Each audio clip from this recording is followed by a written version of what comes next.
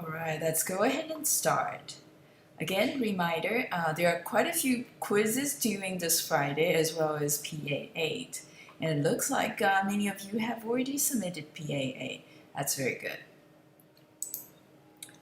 And the topic for today. So we're going to start with the quiz that's left over from yesterday, quiz number 24. And then we'll begin to talk about the rest of the router. Okay, so in addition to the prefix matching. So let's go back to quiz 24. Yeah, this is the quiz. So provided all these entries, for example, the first row all the way through the last row in the first group, okay? 11001000 all the way to 01s, the last octet. So all these IP addresses, if the destination on the packet header matches, should go to link interface 0. Okay, similarly for the second groups of IP addresses, okay, again the last octet starting from 00 to 01. Okay, but be careful though. The third octet, the last bit, is also 0, and it actually varies all the way till the last one. The last bit of the third octet is also 1. Okay, so it seems that for the second group, okay, the smallest IP to the highest IP that's varying, okay, is different, okay, from the first group. So I think it looks like the first 16, 20, 21, 23 bits in the second groups are matching. Okay, the remaining 9 bits are varying. Now if you look at the third group there, okay, again, the first 24 bits matching, only the last 8 bits varying. Okay, so could you make the table compact? Instead of showing all the IP addresses, let's use the prefix to represent a group of IP addresses. So that is the question we're asking in quiz 24. Yeah, I'm wondering if there's anyone there.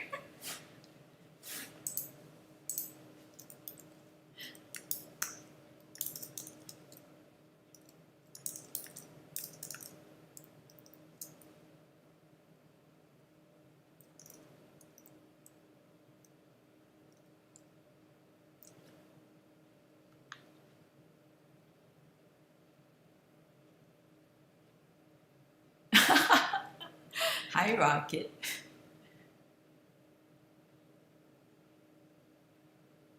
Too early.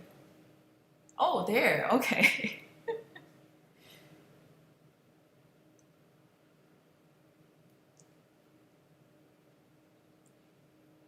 All right. Quite a few of you guys are here.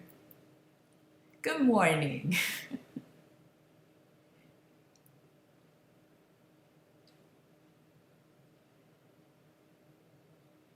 Kevin, 嘉泽, Hao Yu, David, Bingja, and Silvercraft, RNG Silvercraft. So I think Yizhou. So you guys are the usual suspects, right? Sorry to make you guys wake up early. Yeah, so let's see if we can write out the prefixes, okay, for these 3 groups of IPs.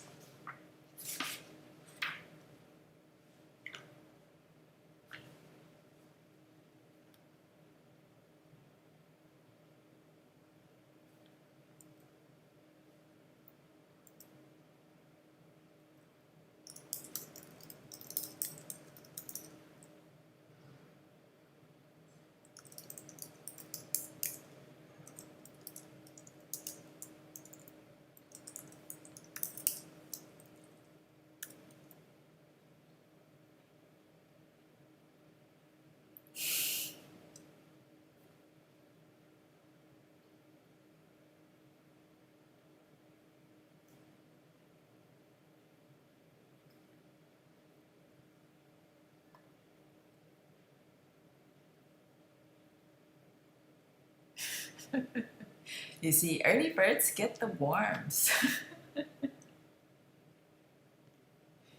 So I'm translating a Chinese verb into English. Yeah, that's a direct translation. You know what I mean.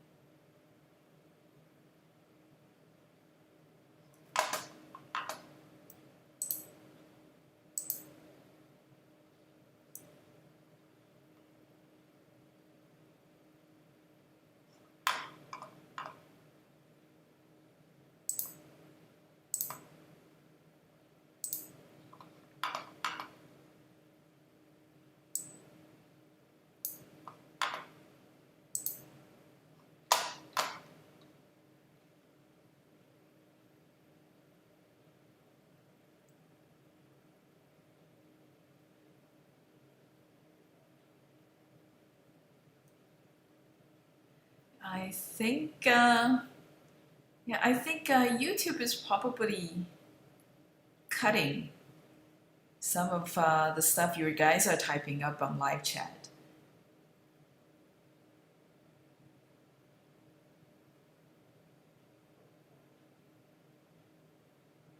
Ah, I see. So you're writing it into hex. Mhm. No, I guess that's why. So Kevin tried to, I think Kevin did type up the whole string, but live chat is actually cutting the rest off for some reason.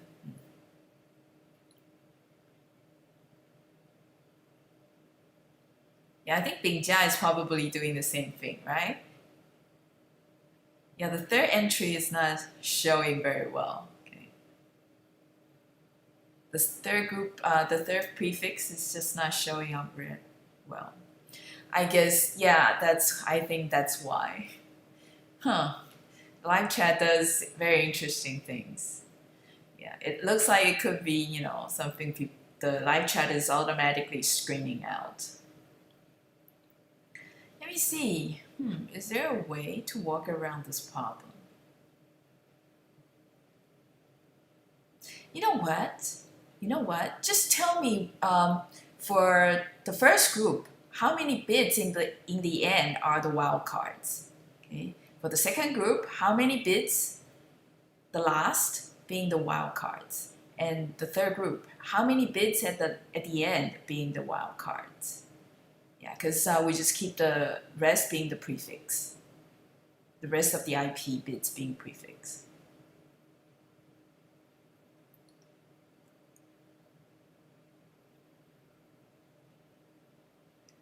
Yeah, or alternatively, telling me the length of the prefix. That should not be blocked by live chat.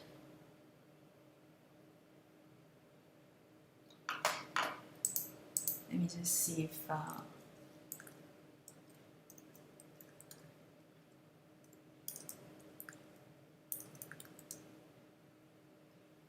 okay.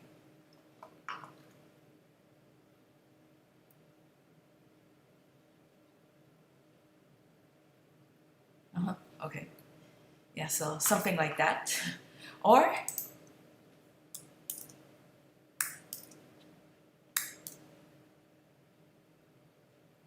that works as well. Okay.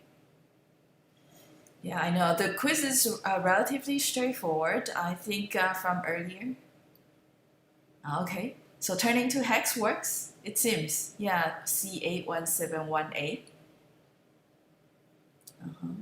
C1719. I see.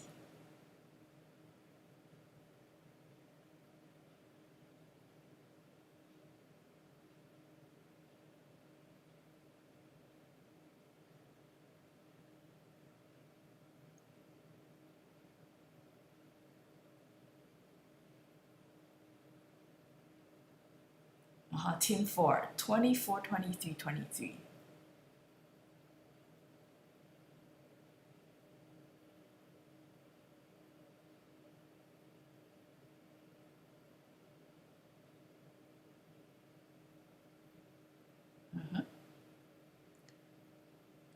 Okay, it's good. So we do have a prefix.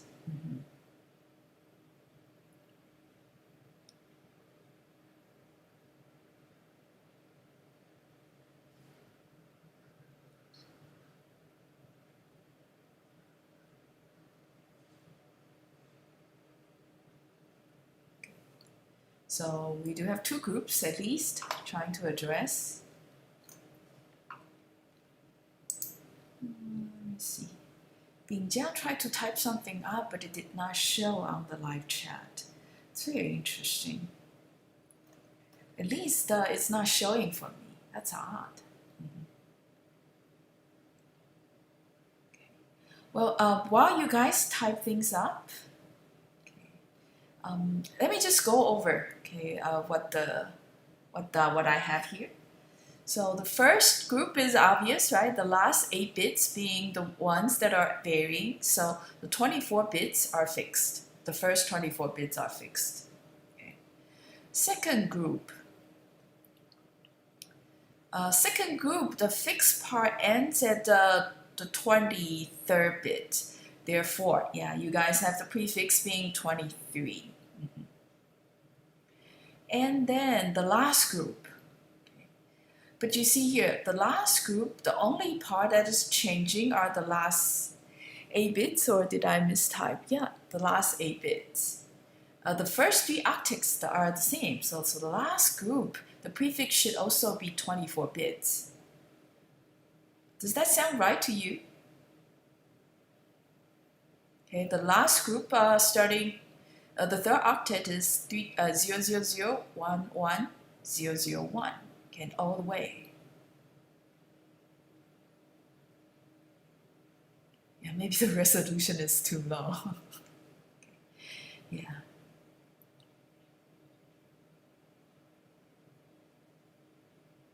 Okay, good. Okay, so Bingjia is typing 24, 23, 23. Yeah. Well, slightly different from what I thought, but thanks for trying.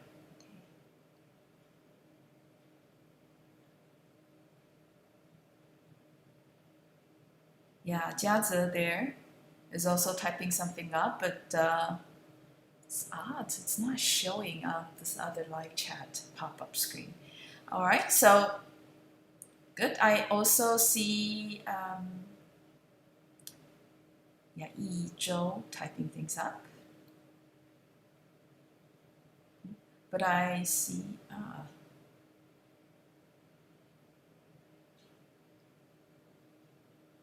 good. Great. So yeah, many of you guys passed quiz 24. Yeah, why is the last one 23? Yeah, I thought it's also 24. I think somehow live chat is not showing 24, isn't it? Because Yizhou, you were typing actually 24 bits, okay, for Q3, for the link interface 2. Somehow, I think something is not quite working, the live chat. Okay, so the last one should be 24. Are you guys seeing me saying 24, 23, and 24?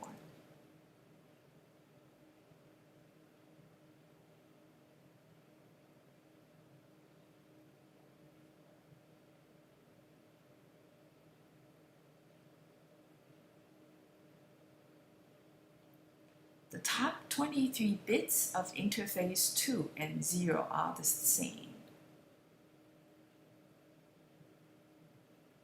Ah, yes, they are the same.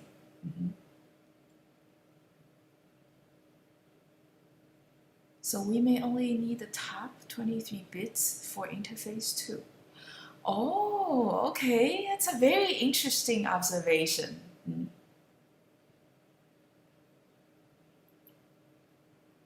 Yeah, the top 23 bits for interface 0 and 2 are the same.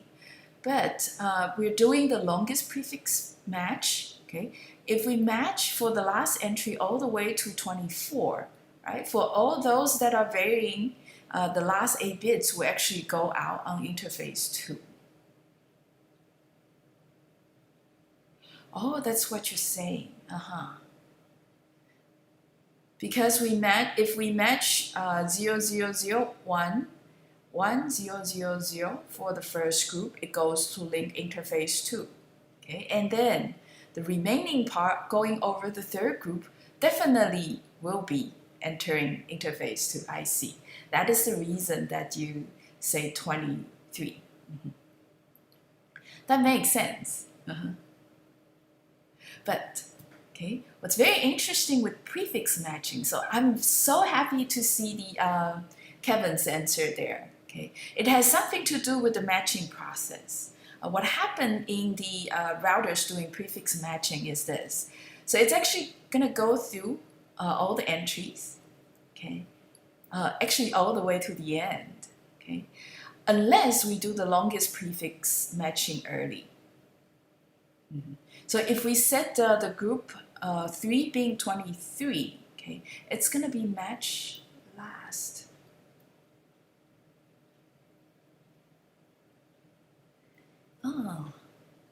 So yeah, it depends on how the matching is exactly done.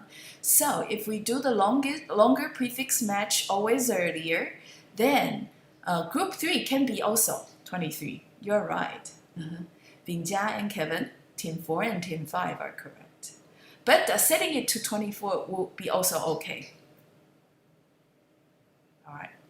So 23 and 24 for group 3, both accepted.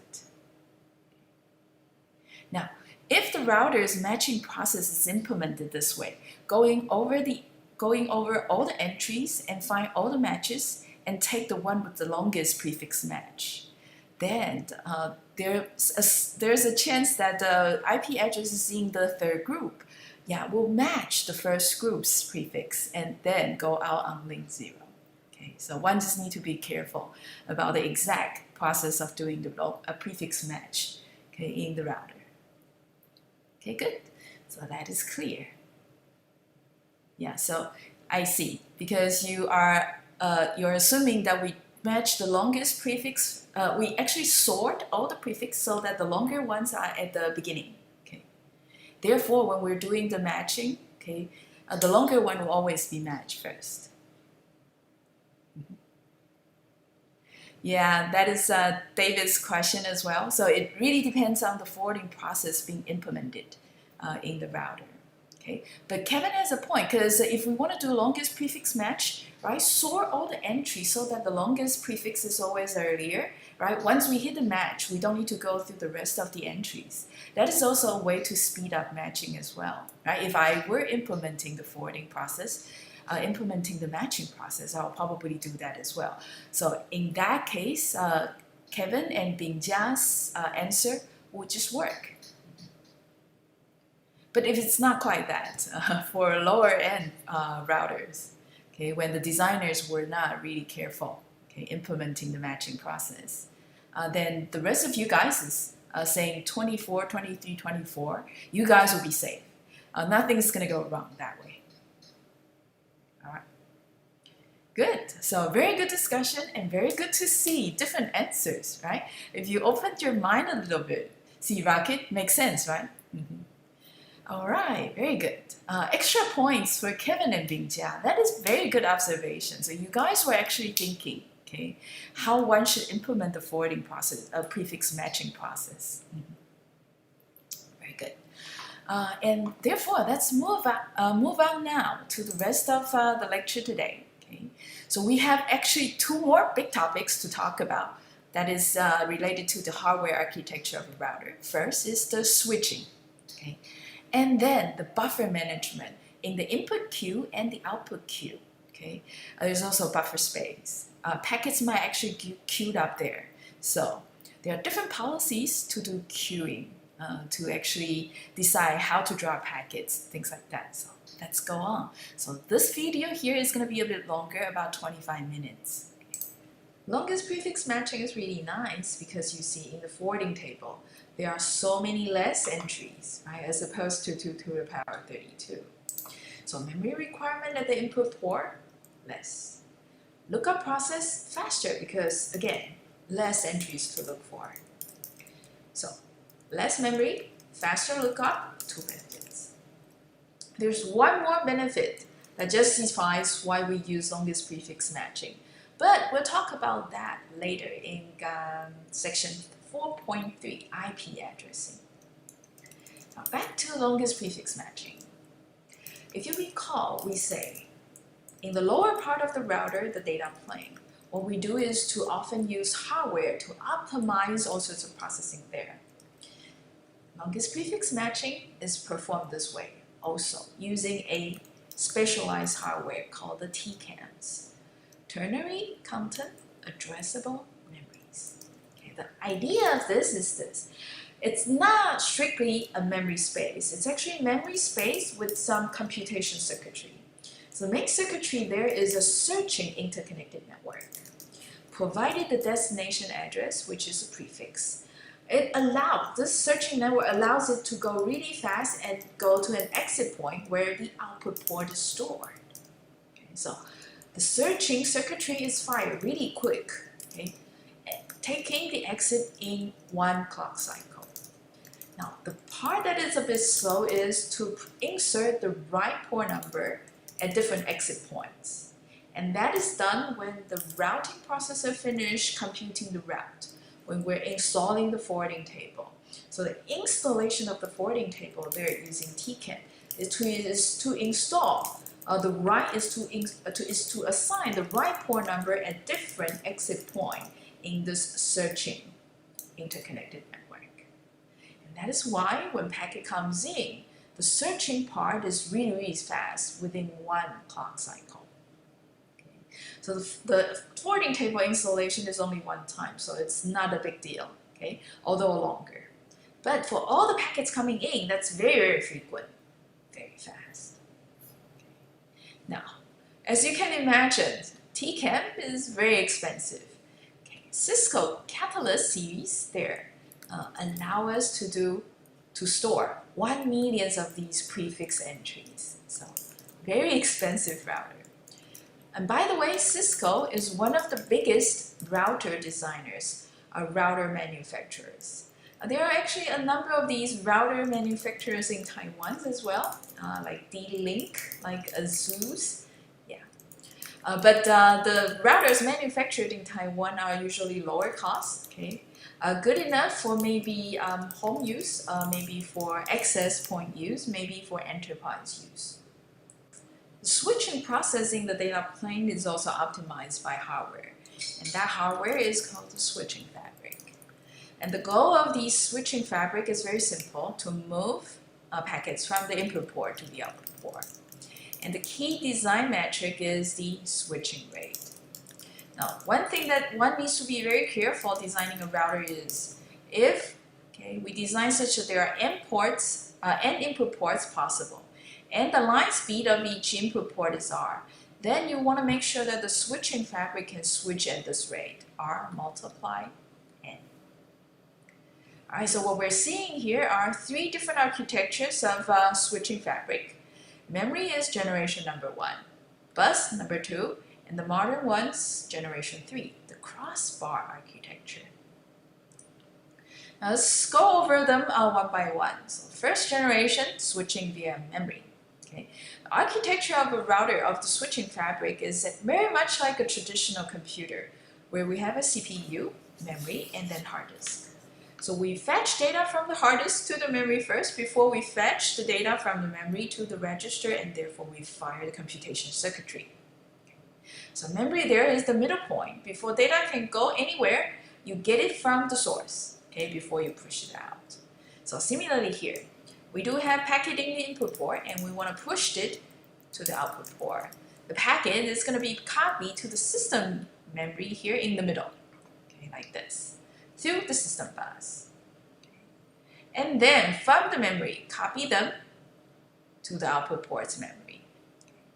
So the speed of moving the packets is limited pretty much by the memory here. Okay, the speed to write and the speed to read. Now this is usually very slow, and the cost of the memory is also high. And not to mention this, we send packets into the memory like this, and we also fetch packets out from the memory like this. So you see each packet has 2 bus crossings. If the bus speed is r, the throughput can only be this much at best. If this is not limiting memory's read-write access time. Therefore, in the second architecture, that's bypass the memory entirely, so let's remove the memory part, there's no middle point. Packet is copied straight from the input port memory to the output port memory, like this. Okay. And as a result, we only have what? 1 bus crossing. That is saying, the bus rate is exactly the throughput. And this is actually in the Cisco 5600 series. Having a 32 gigabits per second bus guarantees also 32 gigabits per second switching rate. Now the only limitation is just the bus. Okay, there could be bus contention depending on how many input ports you have and how busy they are. Last architecture is this interconnection network or the crossbar network. The architecture looks like this. So the input ports are connected to a network, and then output ports are exit points of the network. So you see potentially this. Yeah, these red lines are buses. Okay, bus speed can still be R. All right, but you know what? Data can potentially flow here. This pass. So you get 3 flows that can potentially go through the interconnect network in parallel. Although the bus speed is R, but you get triple amount of data through. Okay, so there's a certain degree of parallelism there we could explore. Okay, so this design here, the crossbar design, or sometimes called the grid design. Okay, it could be 2-dimensional grid, but nowadays 3-dimensional grids is also quite common. Okay, so we use an interconnected network there to try to speed up, add some degree of parallelism. Now, this design is actually not new.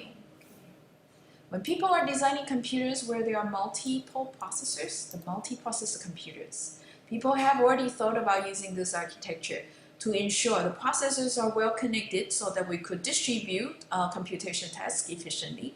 We allow fast passing of the data from one processor to another so they can continue the computation from another computer, okay, another processor. Right? The last part of doing interconnected network architecture is this.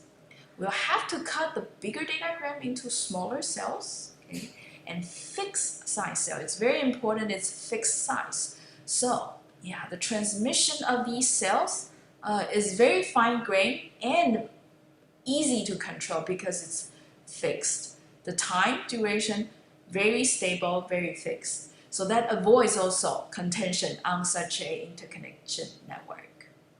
And therefore, Cisco 12000 is one such switching fabric-based router. It can switch about twice, okay, amount of data than the bus-based switch fabric. There's one very important mechanism needs to be implemented in a router. That's called the buffer management. We'll need it in the input port as well as output port. Now, the reason that we need it in the input port is this. When the switching fabric is slower than the input port rates combined, packets coming in really fast, then these packets might need to be queued temporarily at the buffer. That's why we see queuing delay. When the buffer is full, packet get dropped. So the queuing strategy and the dropping policy, as well as how much buffer we should allocate to this input port, those things are all part of the buffer management, which we'll talk more about in the next few slides. Before that, let's talk about this very special kind of queuing delay. It's called the HOL blocking. Okay. Now let's focus on the scenario. Okay, it's easier to understand that way. Okay. So this router here I'm illustrating has output port contention. So this is one special type of router. What it means there is each output port, okay, can only draw in one packet at a time. So this red port here is only taking in red packet, and it can only take in one red packet at a time. Similarly, for the blue port, taking in blue packets. Green port taking in green packets. Now, the input ports, there are 3 of them. Input port number 1 here has a red packet at the front. Input port 3 here also has a red packet at the front. Now, this is what? An output port contention based router. So we can only pick one of these, okay, to accept into the output port. Let's assume this one goes through and this one gets blocked. Okay. One packet time later, you see this red packet arriving at the output port. That's why we see the red packet here. This blue packet arrives at the blue port. That's why we see the blue packet here. But this one stays. Therefore, one packet time later, this red packet stays. But if you consider this case where the green packet's at the front and the red packet's in the back, then we could have what? One packet time later, the red packet, blue packet, as well as the green packets, all 3 of them move to the output port. So instead of receiving only 2, we could have 3 packets through. Isn't that better? Yes. So green packet in this scenario here, it gets blocked unnecessarily when they can really be moving forward. Okay, so that is called the head of line blocking. Green packet here experiencing a head of line blocking, head of line queuing, because other packets such as the green one is blocked by the red packet at the front. Okay, and somehow the output port is not accepting multiple packets coming in at a time. On the other hand, if you have a router that implements the non-output port contention mechanism, then we could have what? Input port 1, input port 3, both have red packets. They can now all go to the red output port. So one packet time later, you see 2 of them here. Okay, and the blue one will also go one packet time later. Okay, and the next cycle, then you see green, the next one in line in input port 1 goes to the green port, and the red packet here goes to the red port. Okay, so HOL blocking only occur in the output port contention type of router. So that was the divergent. Speaking of this very special type of queuing one might experience. Now let's come back to buffer management. Okay. We need also buffer management at the output port. Okay. And this is because the arrival rate through the fabric could exceed the output line speed. Right? So switch here super fast, such as a non-output port contention router. Usually the packet can come in real quick. We could have red here, then all of a sudden we get 3 red packets coming in. And if the line speed here is slow, the buffer actually queued up real quick. It gets full real quick. So delay also gets long, and you might also have packet loss. And the buffer here also needs to be managed. Buffer management in the input port and output ports are the same, so let's just talk about the output port side. So what I'm drawing here is the detail of the output port. So it looks very much like the input port, except it's being mirrored. So we do have this one here. This is where the buffer space is, and packet get queued up here. Okay. And this component is doing the link layer protocol. And therefore this one here, although called line termination, but this is where also the physical layer is implemented. Now let's focus on buffer management here. So buffering is required because the data could be coming in faster than the pace they'll be going out. Right? So when that occurs, we could draw packets when there's not enough buffer space. So what's critical here is to decide how much space to allocate to the buffer.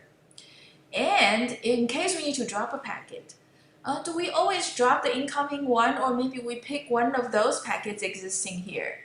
Okay, because that seems to be a bit fair, right? Because the packets get queued up here could be coming from one flow. So the later flow, if we drop, from within the queue, then it will be more fair to the later traffic. Second issue is this. Yeah, so the packets will be drawn out of the queue and get onto the outgoing link. Which one do we pick? Okay, one could actually start from the first one, but one can also pick one of the packets seems to be more important and pass it out further. So, yeah, perhaps you could have some sort of priority-based mechanism so that the packets can be classified and some go out earlier than the others. Or we might want to maintain that it's fair. Okay, so we want to maintain neutral so the treatment of all these packets will equal. And the first part of the buffer management is this, determining how much space being allocated to the buffer. Yeah, the documentation says this, the buffer space should equal to the typical round trip time multiplying the capacity. Yeah, the intuition behind this is this. It has something to do with how TCP does the condition control. You see, in TCP, data being sent, X coming back. After receiving duplicate X or waiting for timeout, then the source will discover there's a packet loss, there's a condition, and therefore slow down. Right? So router in the middle there, okay, is thinking, well, I'll need to buffer the packets long enough before the sources know they need to slow down. And that is at least one round trip time.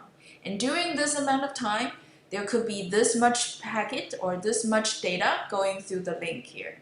So that's why RTT multiplying the capacity here. In this example, we have the round trip time 250 milliseconds and the capacity being 10 gigabits. These are very typical values, but you see also and the amount of memory requirement pretty high, 2.5 gigabits. So not exactly practical. So some of the recent study actually discovered this. If all these flows going through the routers are TCP flows, okay, and if there are n of them, we could actually reduce the buffer requirement to this amount. Still, RTT multiplying C at the top, but we can actually divide it by a certain factor. The more TCP flows there are, the more we could reduce the buffer space requirement. Okay. So N here are TCP flows, N flows here are N TCP flows. The reason for this is twofold. One being, hey, TCP at the beginning is doing slow start, starting from window size 1. The sending rate is very, very slow. And there are a lot of data we send over the internet being very, very small. And so we use a very slow rate to send small data. Okay, so most of these TCP flows run in the low rate. Okay, so we are actually not using the entire C capacity. Second is this. Even though we are in the steady state, okay, these window sizes are all pushing and dropping, pushing and dropping. Okay. Chances also high that we are not using the full capacity as well. Okay. So still also low, but not as low. Okay. In the slow start state, sending rate really low. Even in the congestion avoidance rate, it's actually lower than the capacity as well. Okay. So that's why we come up with the factor here. The second component in the buffer management is this, the dropping policy or the discard policy. So this is needed when packet arrives to a full queue, right? So, hey, either the arriving packet needs to be dropped or one of the packets in the queue needs to be dropped. Okay, so generally, pick the next packet to discard. Okay. The most common policy is this, the tail drop. So this is essentially just to drop the packet that is coming in the last, okay? Because usually those who arrive early are given priority. But you could actually change that, okay? Assign priority to the packets. Some of the packets might be less important, right? So we could classify them to lower priority.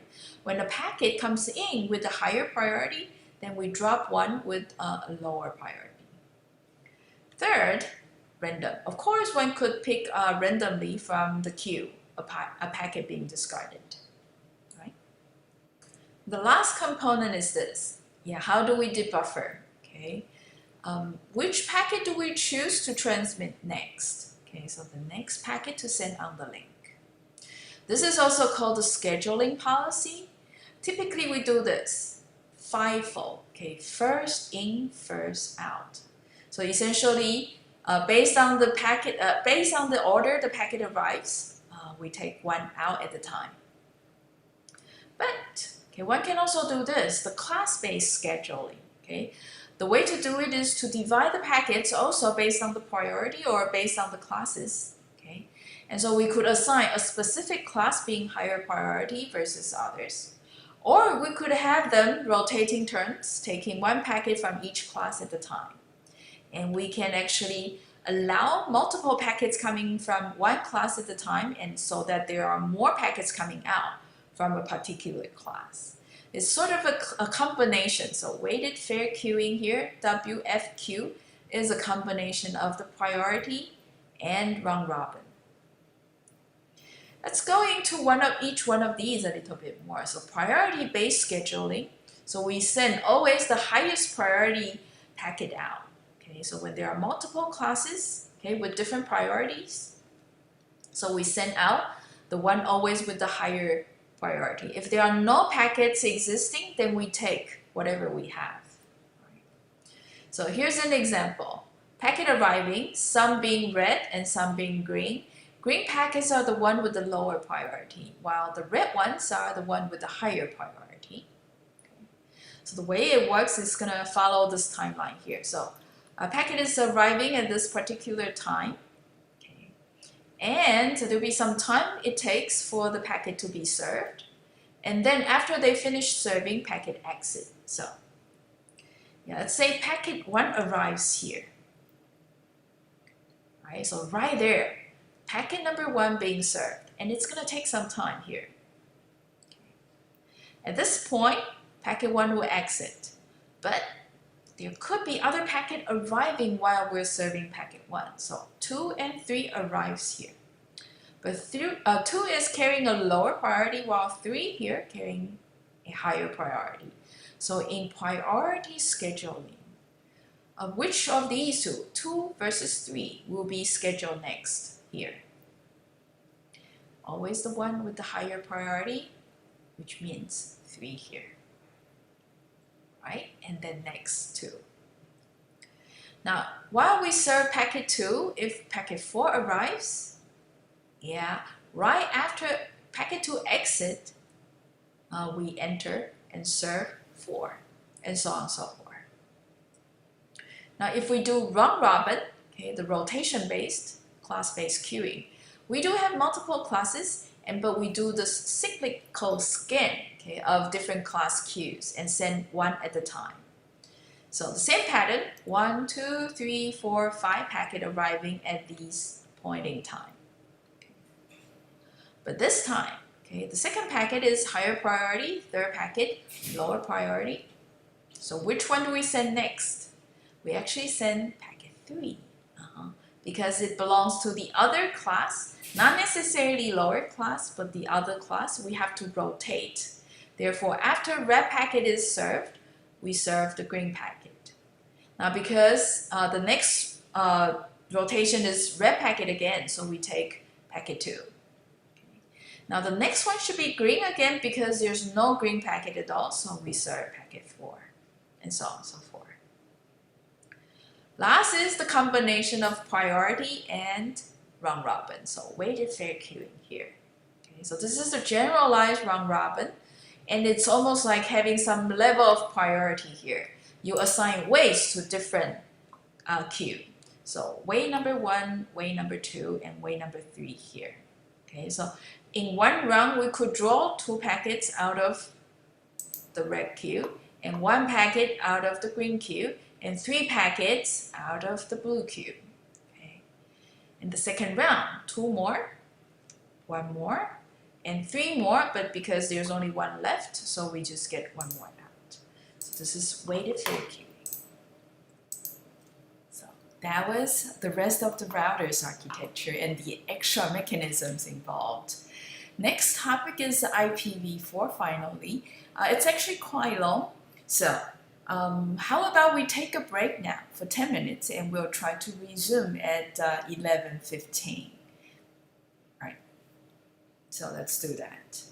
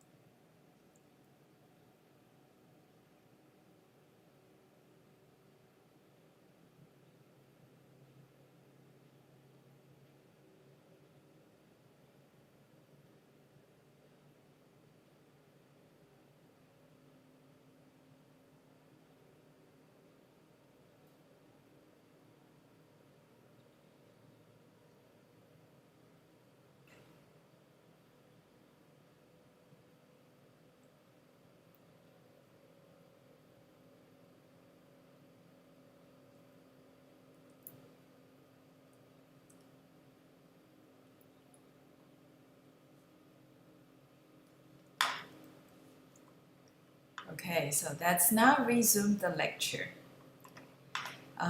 During the break, there's a question. So Xingsu was asking how to determine the priority of packets, right?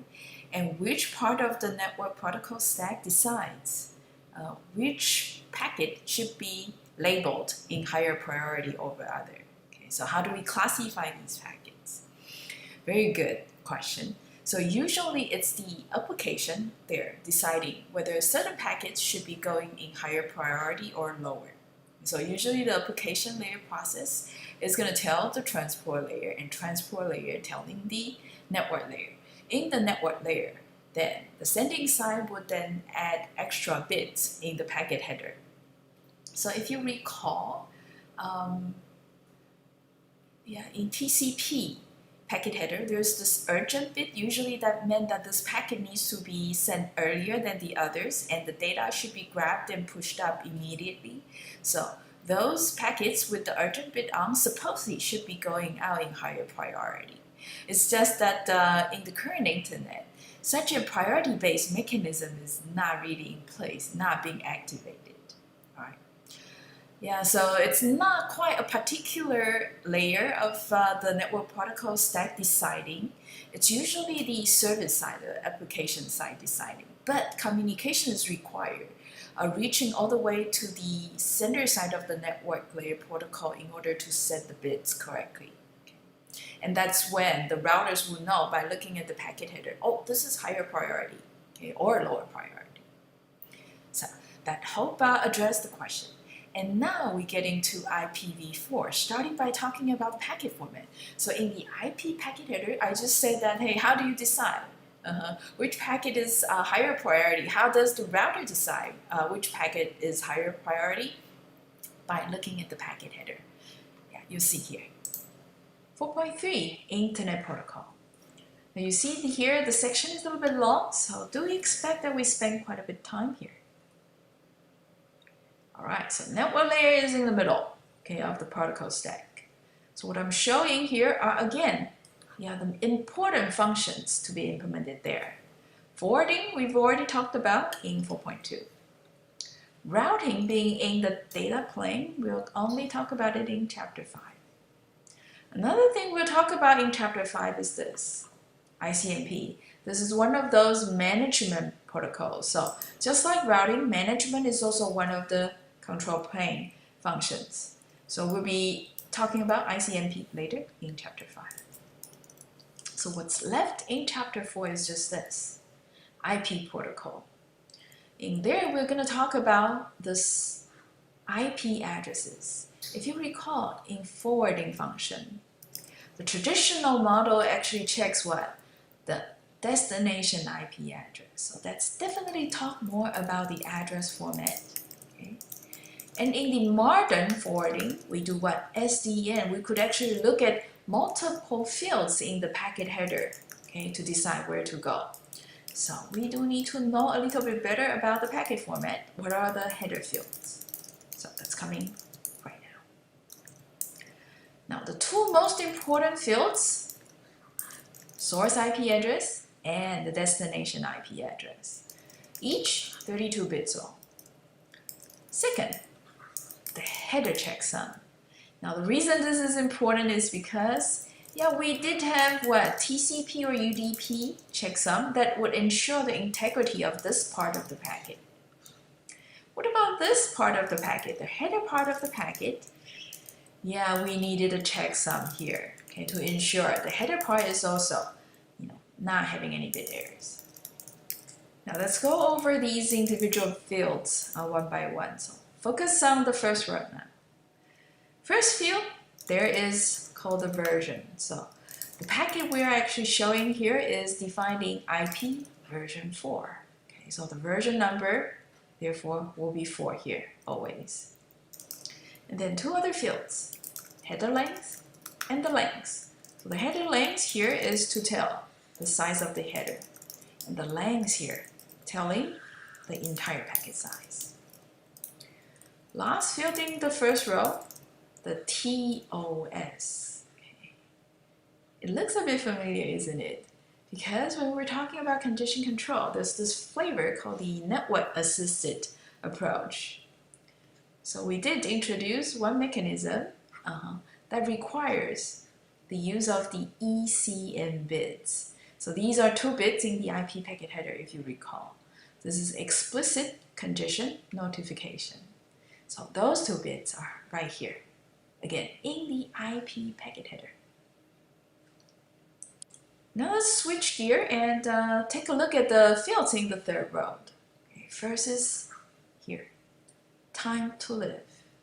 So this field is very, very special. Okay, we've never seen it before, and it will probably make sense, only it's in the IP layer. Okay, so we would do this. We would decrement the value here, time to live, TTL, by 1, okay, after a packet passed through a router. Okay. When this value reaches 0, what we will do there, this router is going to discard the packet entirely. That is also saying a packet here given n as the TTL will only be able to hop n routers on the internet, okay? And afterwards it's going to be just dropped. So time to live here is kind of regulating, okay, how many hops the packet can travel on the internet. The reason we need this is because, on the internet, routing algorithms, okay, depending on how the messages are exchanged, depending on the computation process, we sometimes ended up having loops in the routes being computed. Now, in these cases, packets can actually travel the internet forever, like ghosts. Okay, so not good to have these ghosts, all right? So let's set a time to live so that they're more human-like, all right? So maximum number of hops the packet can travel. Second field in the 3rd row, upper layer. Okay, so this is something that's slightly familiar because this is telling, okay, the network layer that after we extract the segment part, which place in the operating system we pass the segment forward. Okay, so the upper layer protocol, what is that function there? Okay, handling this incoming of a segment. Okay, so upper layer protocol to deliver the payload. It could be the UDP handler or the TCP socket handler. Now the 2nd row. So these 3 fields in the 2nd row are actually working together, okay, supporting each other. And it's for a very important functionality called the fragmentation and reassembly. The thing is that the IP datagram, when it enters the link layer, now the link layer actually defines a maximum packet size or maximum frame size. The packet in the link layer is called a frame. Okay? Now that size can very well be smaller than the IP packet size. So in that case, we need to cut a big datagram into smaller frames. Now these flags there, okay, are allowing us to reassemble the frames back so that we can recompose the original packet, original IP datagram. Last field, okay, here, the options. Now these are optional because it's usually for debugging purpose. For example, if we want to make sure that we track at which time point this packet traveled through a particular router, we could have the router adding a timestamp here. Okay. If we want to make sure that we know the exact path this packet is traveling through, now each router there in the middle can sign here so that we know exactly which router this packet has visited already. Okay. Now, if you sum the header size together, okay, so each row is 32 bits, so it's 4 by each row, and we do have how many rows? 1, 2, 3, 4, 5 minimum, right? So that's at least 20 bytes. So the IP packet header itself, 20 bytes. Now we didn't count the TCP packet header explicitly, but it's also 20 bytes, right? So that's at least 40 bytes of header, okay, in a packet. Now if we are sending data that's very, very short, like 3 bytes, 4 bytes, the overhead, okay, of sending data with large header like this can be pretty high. Okay, so one of the problem in IPv4 is that the packet header there contains fields that might not be really necessary. So later you will see in IPv6, they will try to make it as concise as possible. So that is the IP packet format. There's one thing we're yet to talk about, the fragmentation and reassembly. Remember the second rows of the header fields. So those fields are related to this function, fragmentation and reassembly of the IP datagram. The reason we need this is this. Okay, packets, okay, as they travel the network, they might go over different network links. So for example, packet traveling the network like this. Now this could be an Ethernet link, this could be an optical link, and this could be yet another optical link, while this is another Ethernet link. So these packets might be going through different link layer technologies, running different link layer protocols. In those protocols, they might have different MTUs being defined. So this is the maximum transfer size, essentially the maximum packet size at the link layer. So different link types, different MTUs. Some of these MTUs can be smaller than the IP datagram size. In this case, we need to break the IP datagrams into smaller parts before passing out to the link layer. Now, some of you might be thinking, wait. Hey, didn't we do something like this in the transport layer, right? We take messages from the application layer, break the message into smaller parts, add the transport layer header, and that form a segment, and we pass it down to the network layer. At the network layer, what do? We break the segment into multiple parts, add the IP header, and then pass it down to the link. So why didn't we just do that, right? Because then at the link layer can just break the datagram, right, into parts and add the frame header, and such that it's smaller than MTU. Problem solved. You're right. It's just that the link layer protocols here, okay, they are all quite primitive. And there's a good reason for that. That is because we do want packets to travel really fast on a link. Okay? So link layer protocol does not do the segmenting datagram implementation. So that's why the network layer there, okay, poor network layer. The network layer needs to break segments apart for the transport layer. The network layer also needs to break the datagram apart for the link layer.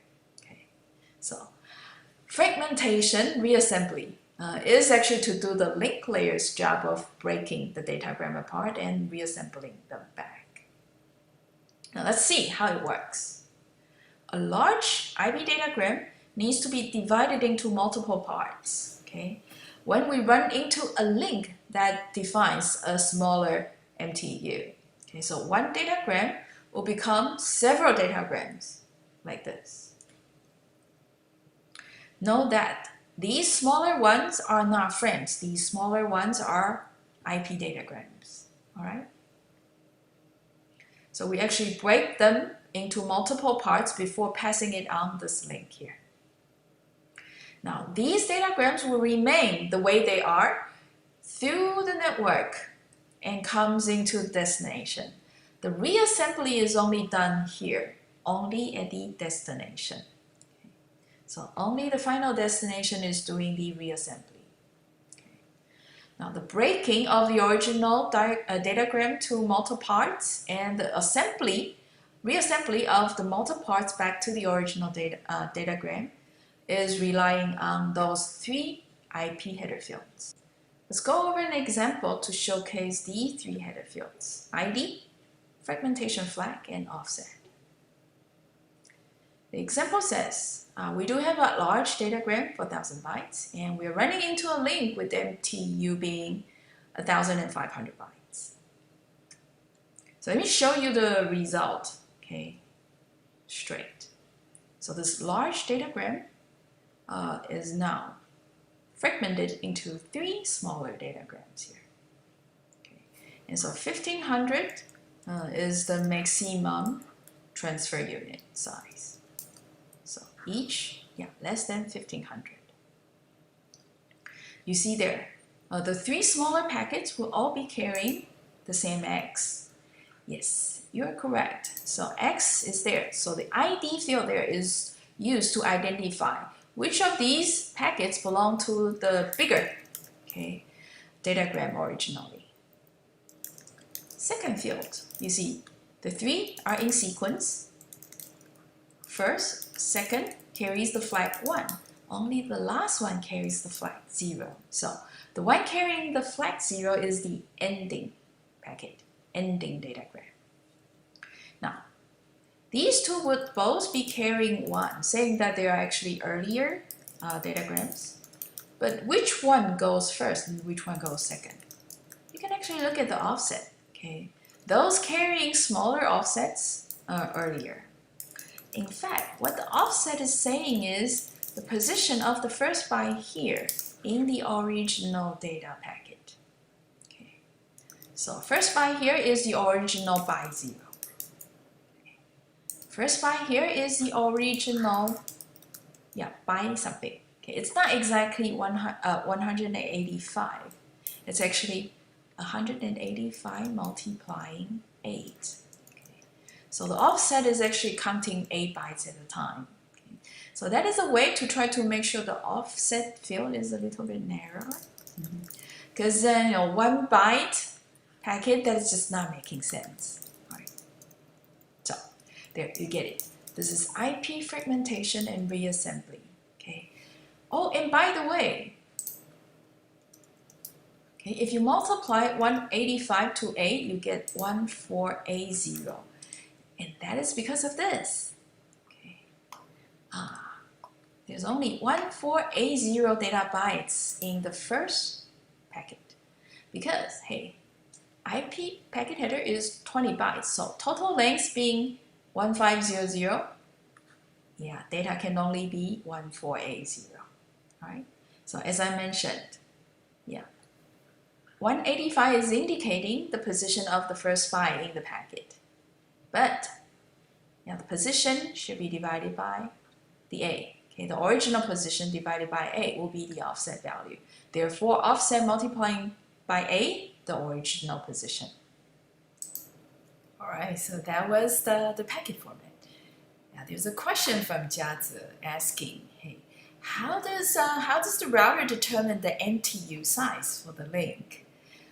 It is done this way. So for every packet coming in, the router is going to look up the forwarding table, right, doing the prefix matching and find out what is the link interface.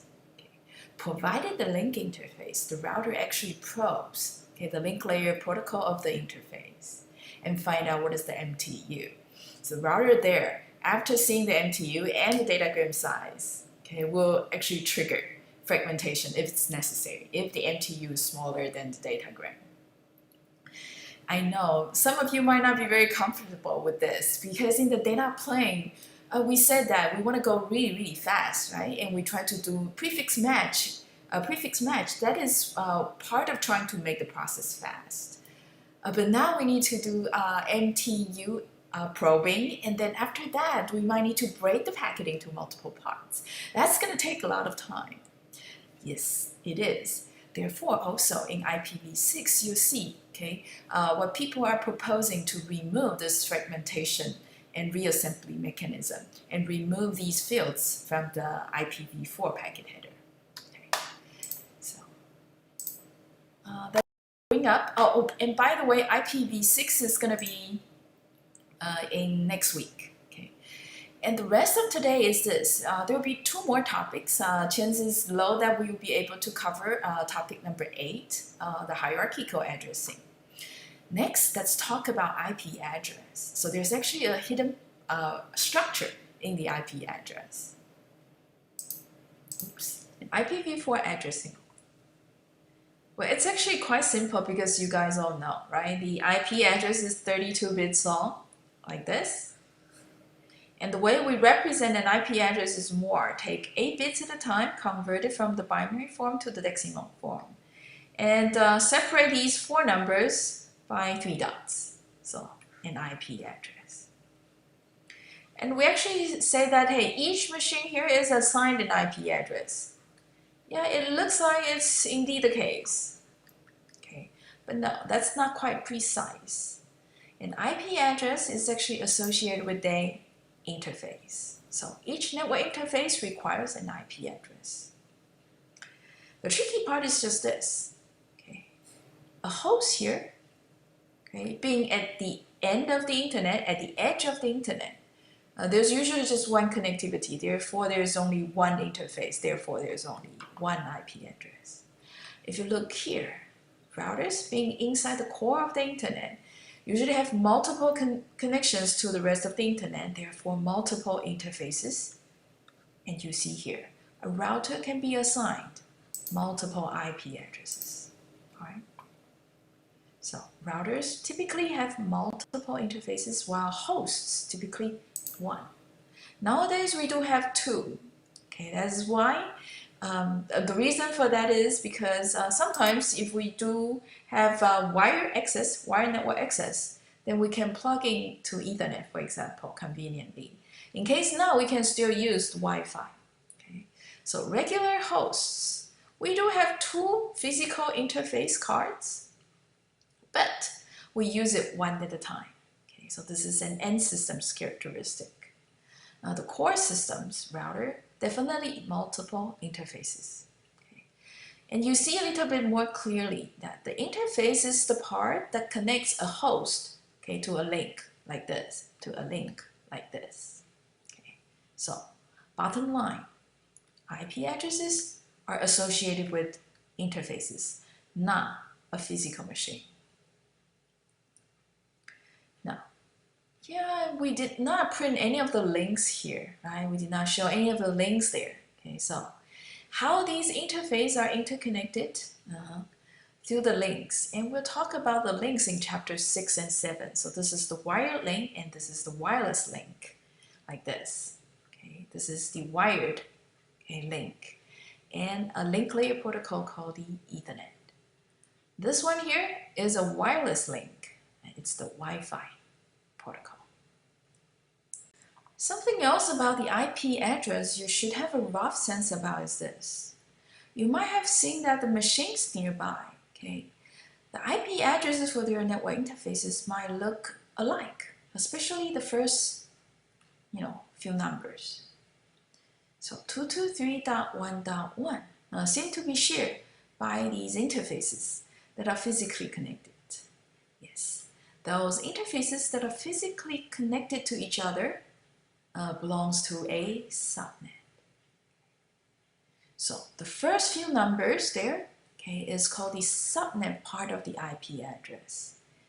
And the last, okay, that are unique, so we could separate the different different interfaces is the host part. Those are the bits to the right, okay, the lower order bits. Now, only the interfaces that are physically connected, then they will share the same subnet address. Okay. So this is subnet 223.1.1. This is subnet 223.1.2, and this is 1.3.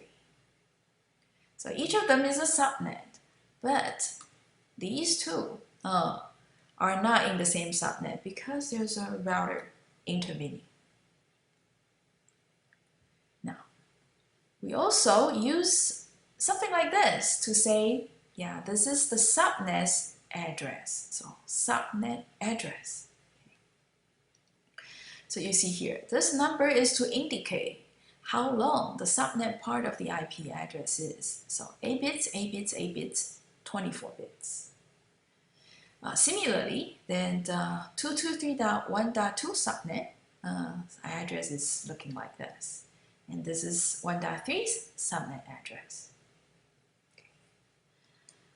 And what I'm teaching you here is there is an easier way to tell how many subnets we have here. Okay?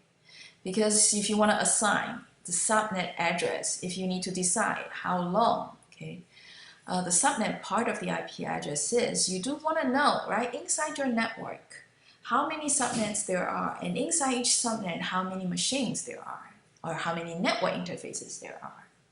To determine the number of subnets you have, you need to detach each interface from its host or router, okay?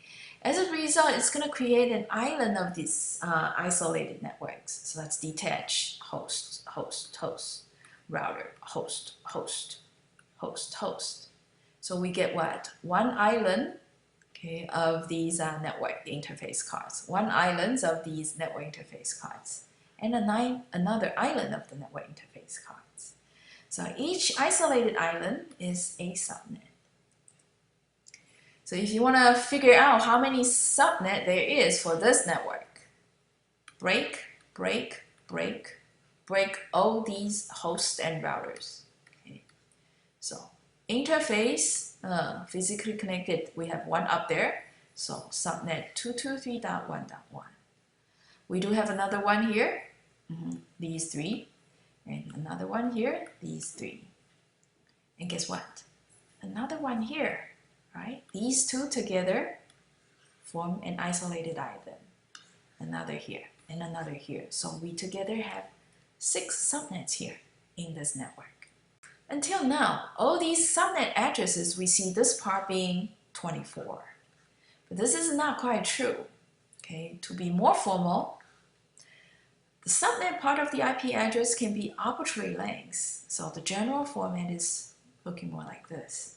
Okay, the IP address on the left, and then an X, a number on the right. This indicates the number of bits in the subnet part. So in this example here, we do have the subnet part being 23 bits long. Say the blue part, only 23 of them. Therefore, the host part, we get 9 bits.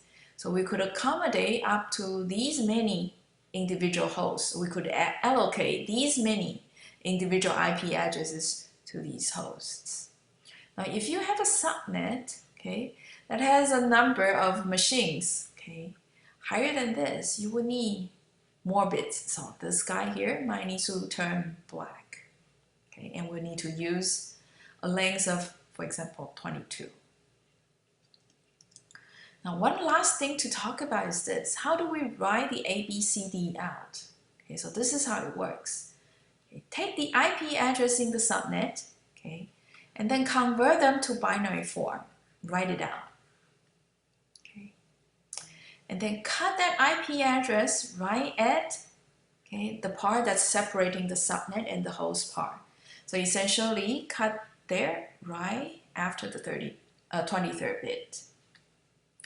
Turn all the host part of the IP address into 0. Okay. And then convert this octet back to the decimal, this octet back to the decimal, the whole octet back to the decimal, and then the whole octet back to the decimal.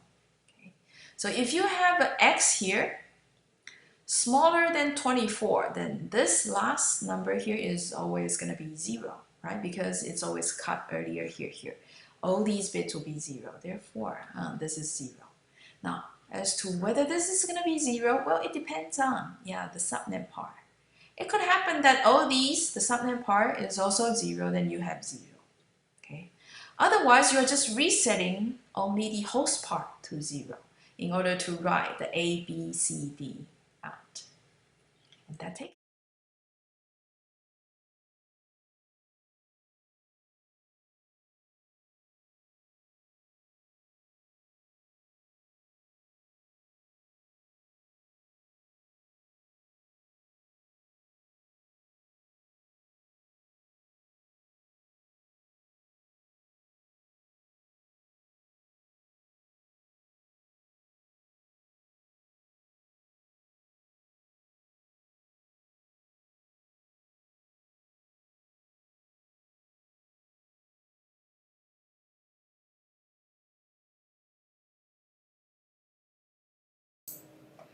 Sorry, I turned off the sound.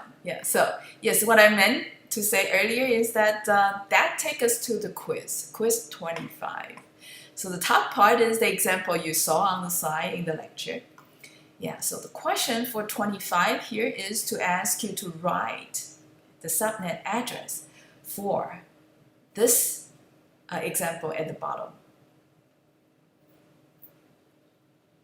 Thank you, Jiazi.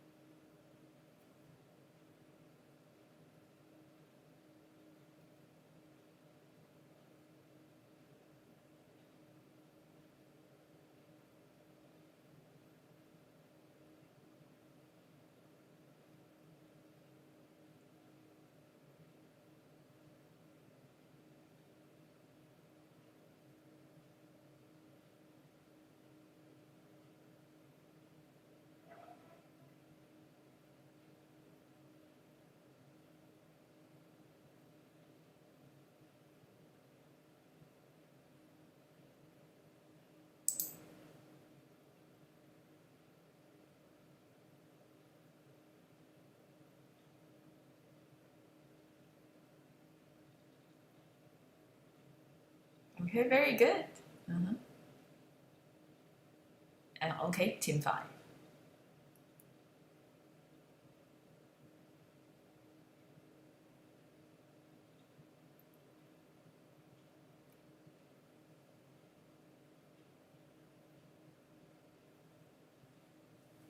So set all the host bits to 0 and simply convert the octet from binary back to decimal. That will be the A, B, C, D. So for all these examples, I've actually write the host part 0, convenient for you.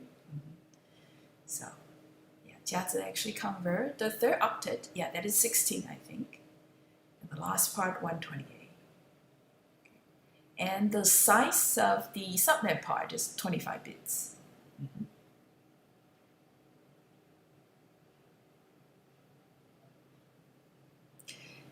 Yeah, I think there's something wrong with the live chat today.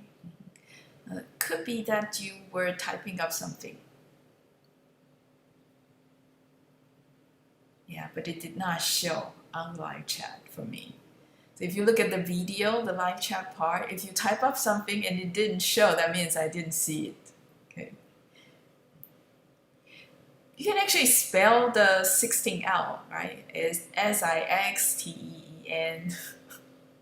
Hopefully live chat will take it.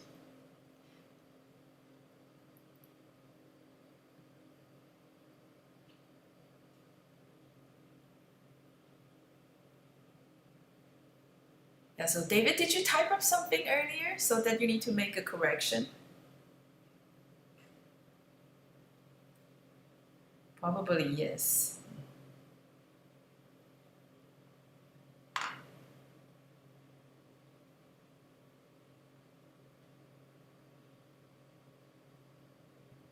That's so odd. Oh, there, I see team 13. So 13 is doing it fine. So maybe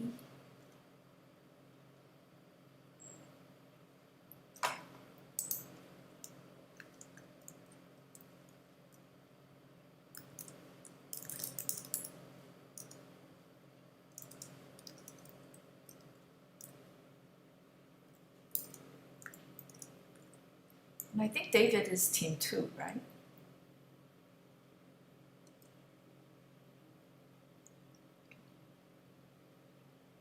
Yeah, let me know if I miss anyone. I know it's live chat is really odd today.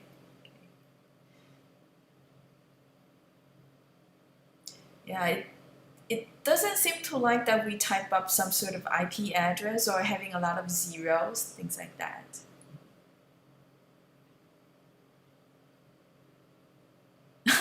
There you go, David. That works. So if you type up English characters, A, B, C, D, instead of the numerical numbers, it seems that the chance is higher that you get it through. Good. Ford is also team 4, and yeah, team 4 is also passing.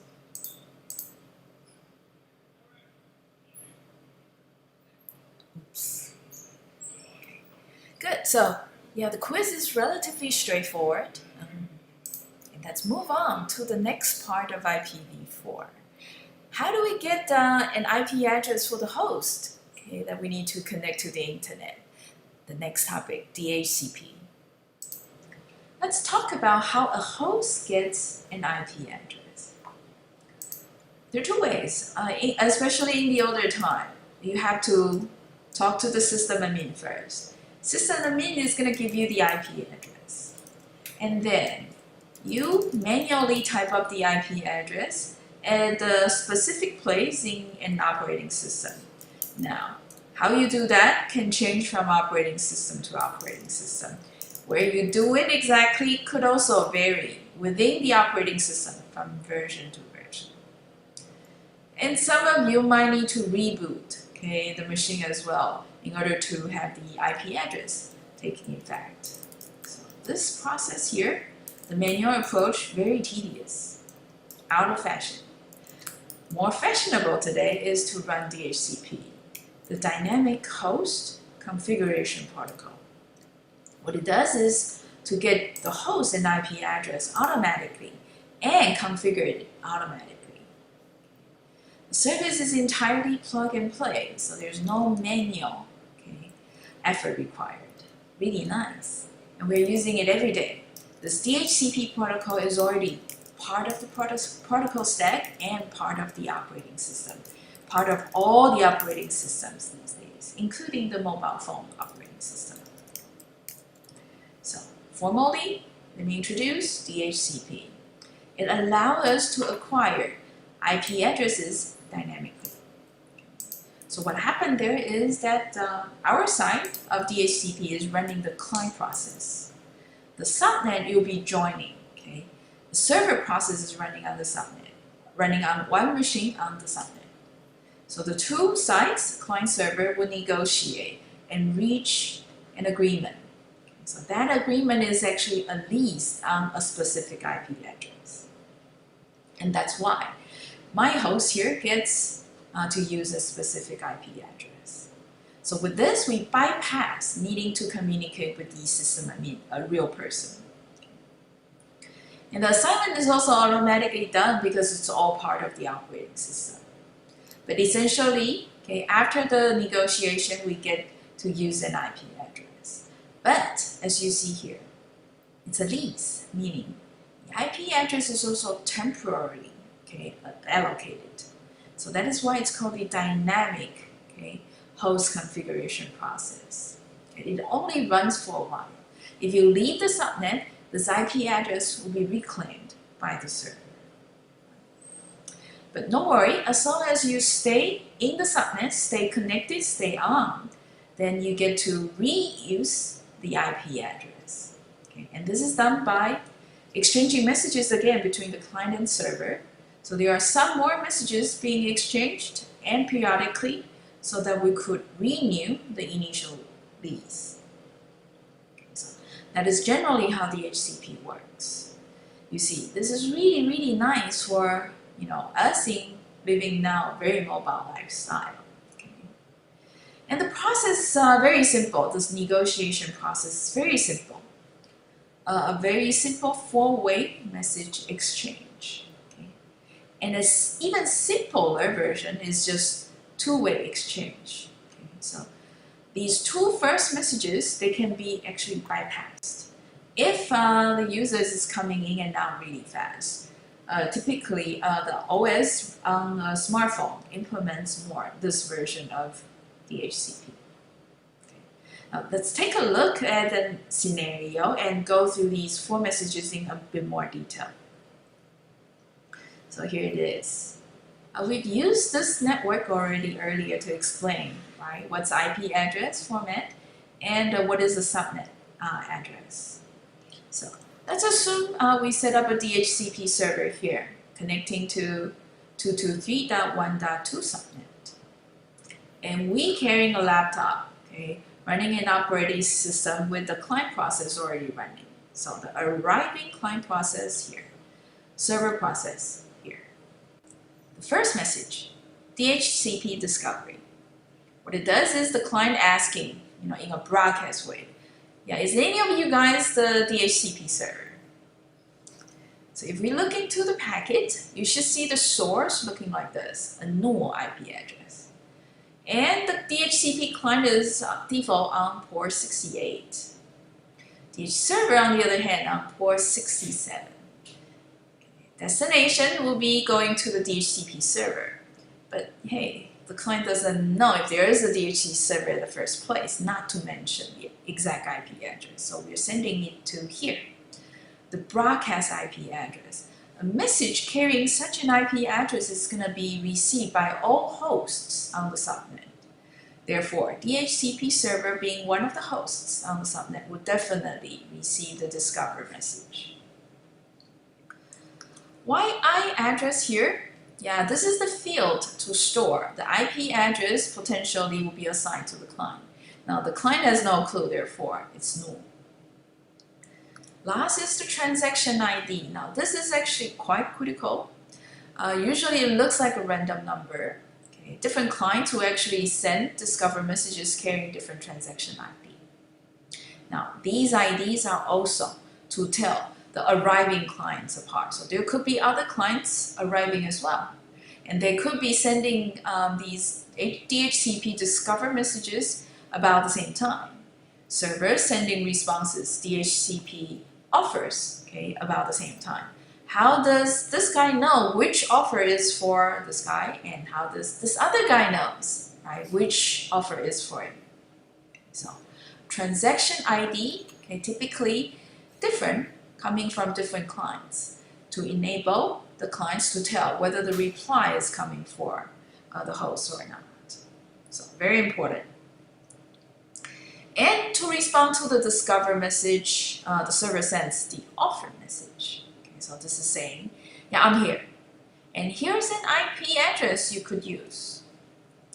And inside the offer message, you see the source being the server's IP address. Destination, again, the broadcast address, because arriving client doesn't have an IP yet, but will still receive a message going to the broadcast IP address, because everyone on the subnet will receive such a message. And we see here, the server is offering this IP address to the client. Transaction ID, yep, the same pair. Okay, so this offer is for this discover message. And you see, server here, while offering a specific IP, is also saying, hey, client, you get to use this IP address for 3,600 seconds long. Okay, so it's the duration of the lease. Client then say, yeah, DHCP request, okay, I'm going to take the IP address, and this is the content asking for this IP address. And it's a new transaction for this long. In return, the server sends back ACK, okay, which is simply saying, okay, you got it. Okay, therefore, you see, you got the IP address for this long.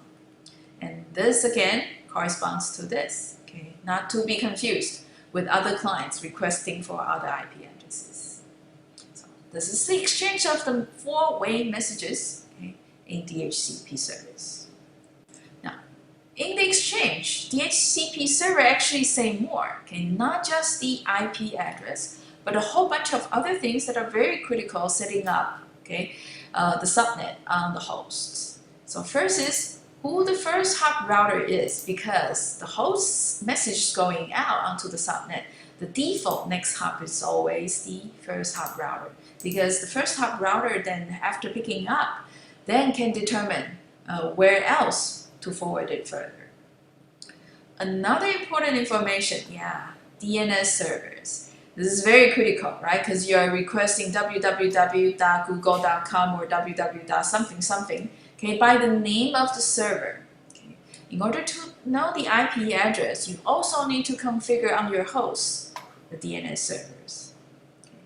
I know some of you might have some DNS server IPs assigned already, configured already, but if you connect to DHCP server is going to also, okay, add some IP addresses into that part of the operating system. Okay, so the name and the IP addresses of some DNS servers by default. And then the network mask. So this is to tell the host how long is the subnet part of the IP address. So provided the IP address, the DHCP server is also saying that, hey, what is the subnet part? And therefore, okay, the client also know what is the host part. And to illustrate, you see in this DHCP example, yeah, host is right here. Okay, we just joined. And DHCP server is already up, and it happens to be running on the first hop router. So what happened there is, yep, the connecting laptop is going to send a DHCP request message out to the network. So this is the simplified version of DHCP. Sending request and server sending ACK. So the laptop here is asking for its IP address. In addition to that, yeah, first hop router, DHCP server, and netmask. So DHCP is actually right here, an application layer protocol. And yeah, that DHCP discover or DHCP request message is going to be what?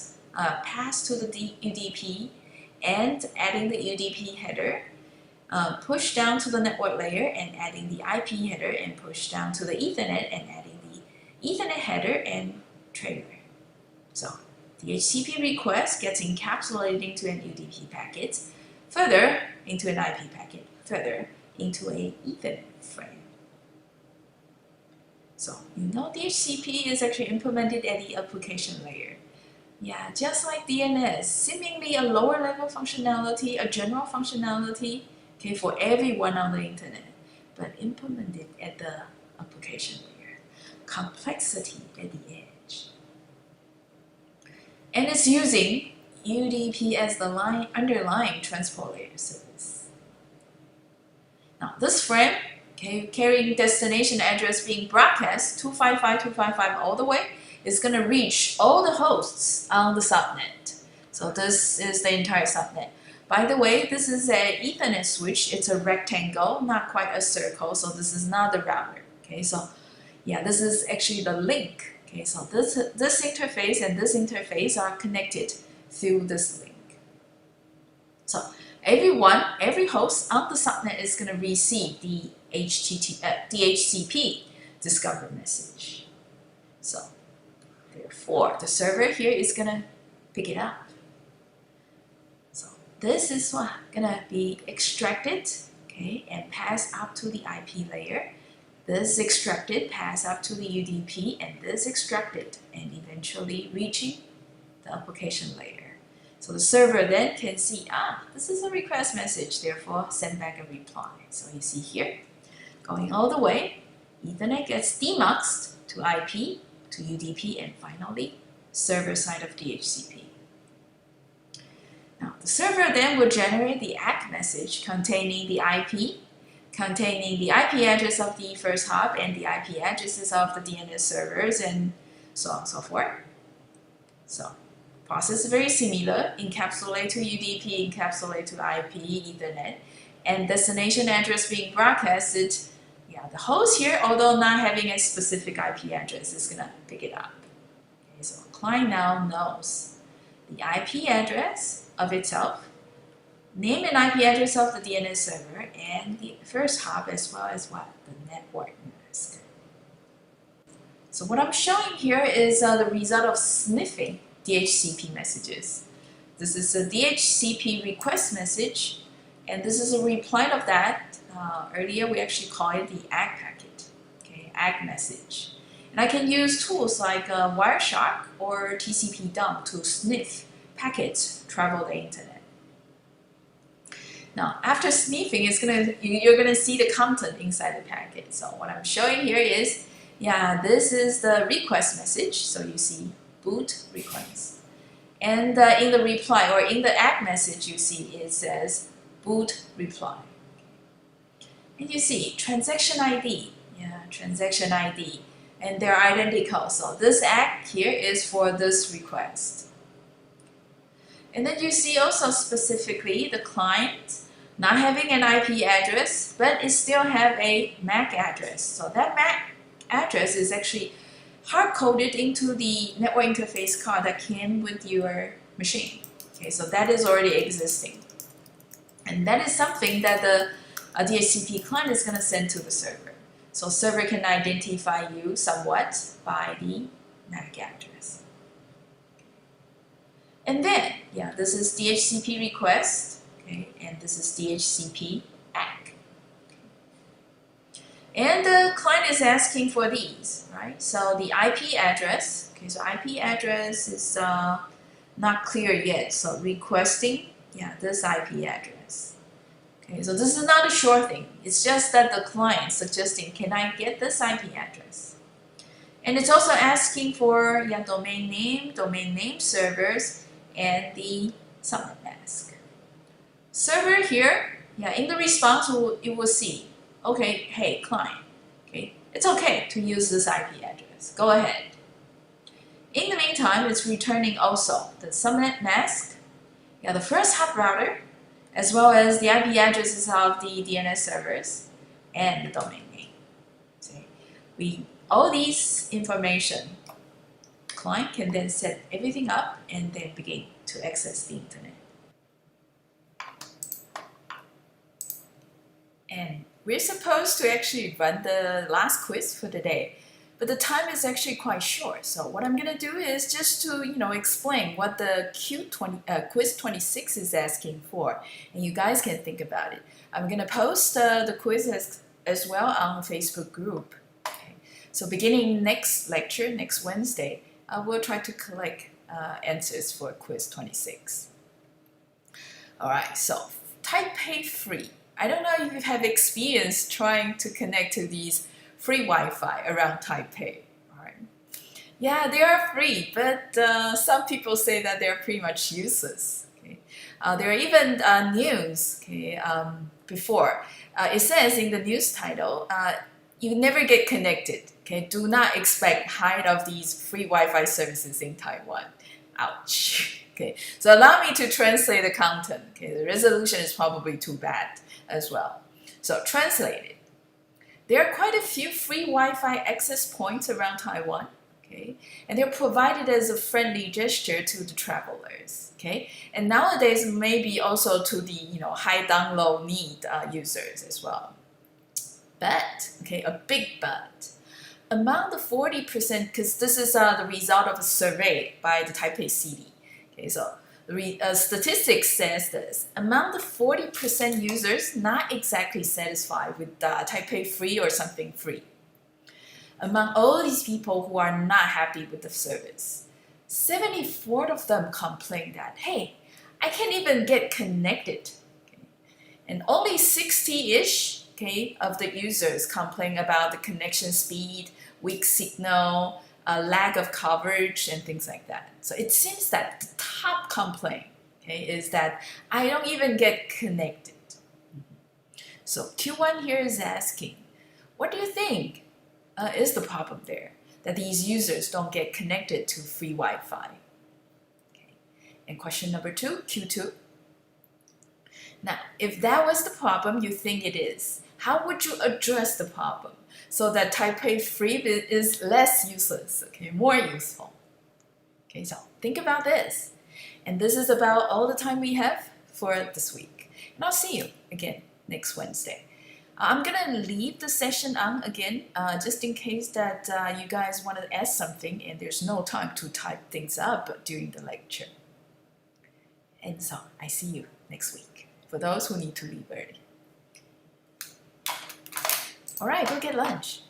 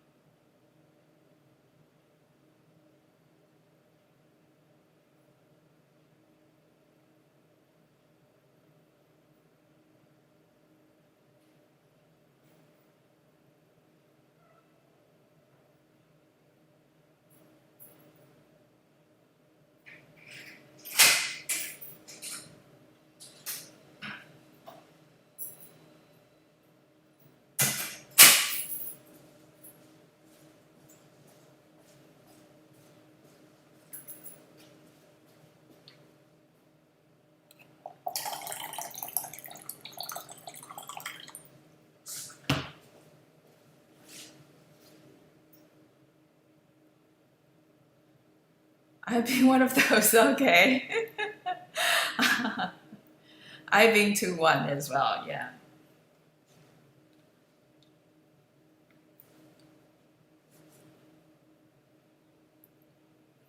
Okay, there you go. So let me extend the Q25 complete list.